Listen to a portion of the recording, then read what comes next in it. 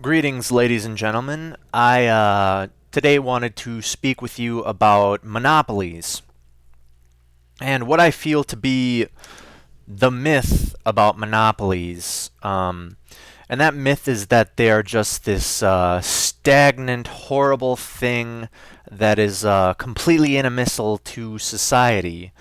Um, and I'm here to tell you that I really don't think that's the case. And the uh, the argument for big government control of monopolies and sort of that socialist avenue is the one that's going to be confronted the most in this video.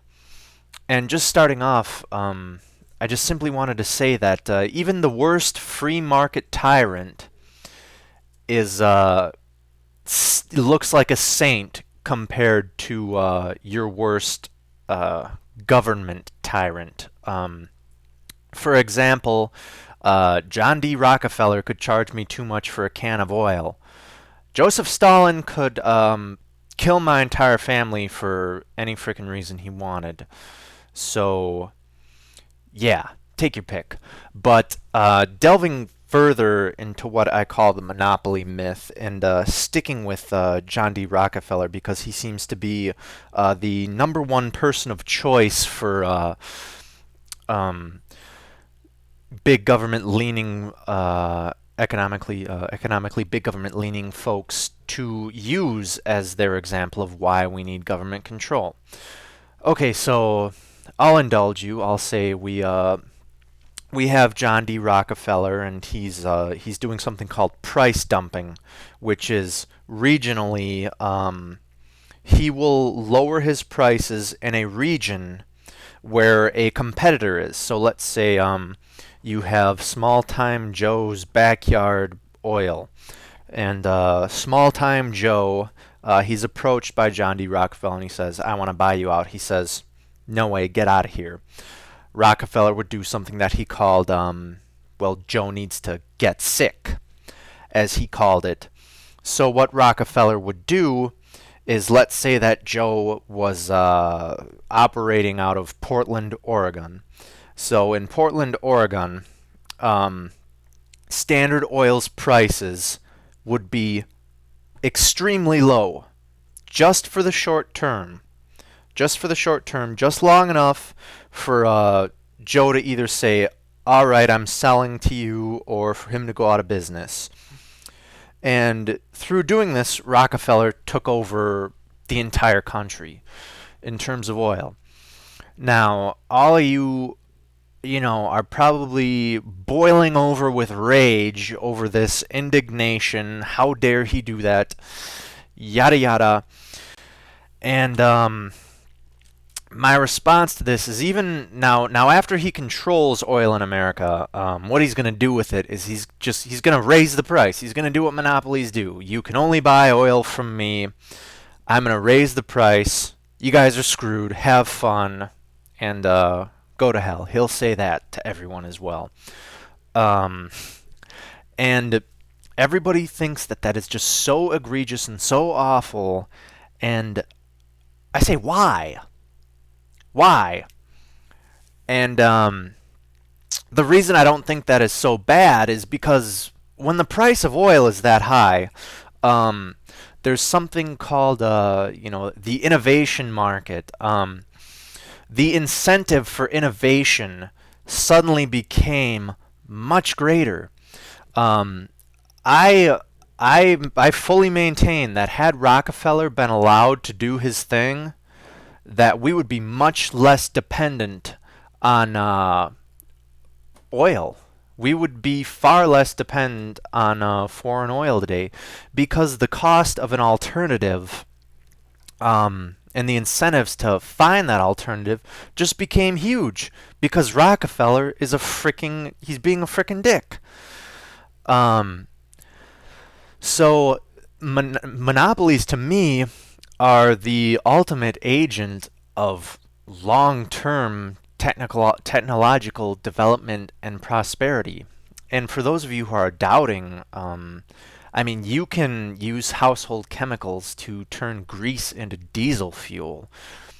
And I mean, look at corn gas. We could have been so much farther along technologically had the government not stepped in and broken up Standard Oil. And another important thing to look at is that the moment the government stepped in and broke up Standard Oil, Rockefeller infiltrated government then. He said if the government is going to become the most powerful thing in this country, that's where I'm going. And look what we have today with the Rockefellers behind the CFR and pulling the strings, things like that. Okay. And I mean, almost every anti-monopoly suit ever has been from a competing company suing another company. It's oligopolies fighting each other. The biggest thing about government is that it's almost always winds up becoming exploited by the people that it's meant to regulate. I mean, and that's why I'm against just big government in general. Socialists, in general, sit there and they say, all right, folks, we're going to combat the problem of mankind's lust for power and more money by implementing a powerful system of government that can redistribute everyone's money. And then we're going to scratch our heads when we wind up with yet another Stalin with his finger on the button. And like I said before, as soon as the government became powerful, the Rockefellers decided, well, I'm going to make the transition. If I can't do my thing on the free market, I'm going to get in a government and pull the strings that way. And ultimately, in the end, I ask you folks, what's worse, a free market tyrant or a government tyrant? And if you forgot, it's like I said earlier. J.D. Rockefeller could charge me too much for a can of oil, and if I was resourceful enough, I could devise a subterfuge for his stupid little ploys. And if it's a good enough subterfuge, it'll catch on and I'll become stinking rich from it, and all of us will be better off.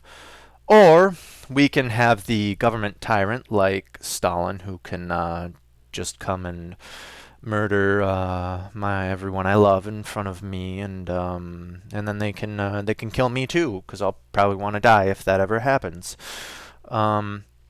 So yes, there is my argument for monopolies, in fact, being the agent of true long-term change, and we need to let the free market kick the ass of these a-holes, and if they want to get a stranglehold on something, we can let somebody else come up with something new, and then when he tries to put the stranglehold on us, we'll ditch him in favor of something else.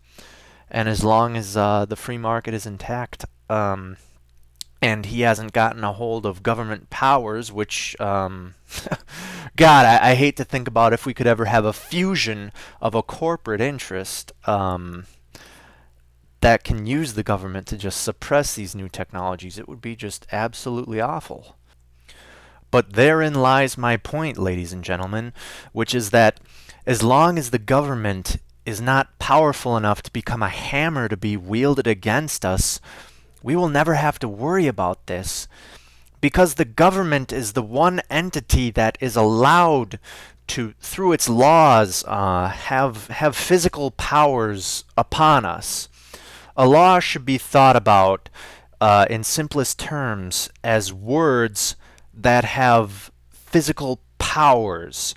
And that power comes through enforcement, with police officers coming along, arresting you, tasing you, beating you, whatever they want. And it's very important that we not allow these corporate interests to use our own government as a hammer against us when it existed in order to just preserve the basic human freedoms that were given to us through the Constitution and the Bill of Rights. So thank you very much for listening. Have a nice day, everybody. Bye-bye.